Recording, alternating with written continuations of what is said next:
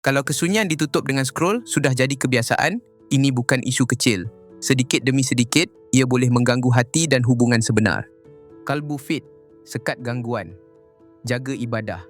Muat turun di Play Store. Yang mencuri hati dan hubungan sebenar bukan satu sesi panjang sahaja, tetapi ribuan buka kunci kecil yang tidak pernah kita niatkan. Kita sering fikir masalah kesunyian ditutup dengan scroll cuma lemah disiplin. Sebenarnya persekitaran digital kita terlalu mudah, terlalu dekat dan terlalu cepat memberi ganjaran. Untuk bukti moden, kita perlu berhati-hati dengan bahasa.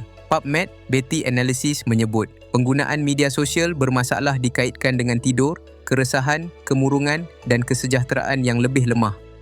PubMed Net-Polar memberi konteks tambahan.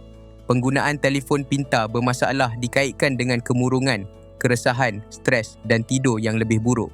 Jadi untuk isu kesunyian ditutup dengan scroll, mesejnya bukan menyalahkan diri, tetapi mengenal pola yang selalu muncul bersama stres, emosi tidak stabil dan tidur yang lemah.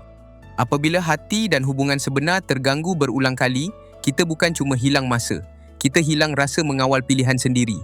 Bila isu kesunyian ditutup dengan scroll, diletakkan di bawah cahaya wahyu, surah Asy-Syarh, ayat 5 hingga 6 menjadi pengingat. Kesempitan bukan penghujung cerita, maka yang dijaga bukan skrin sahaja, tetapi masa, niat dan adab.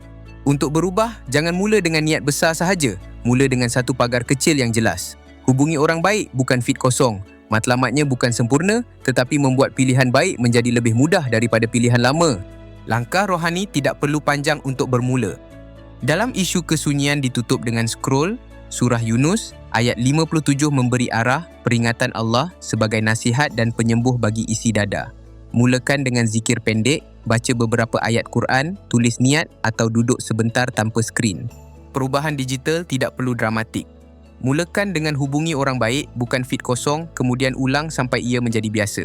Kalbu Fit, sekat gangguan, jaga ibadah, hadir untuk orang yang kamu sayang. Muat turun di Play Store.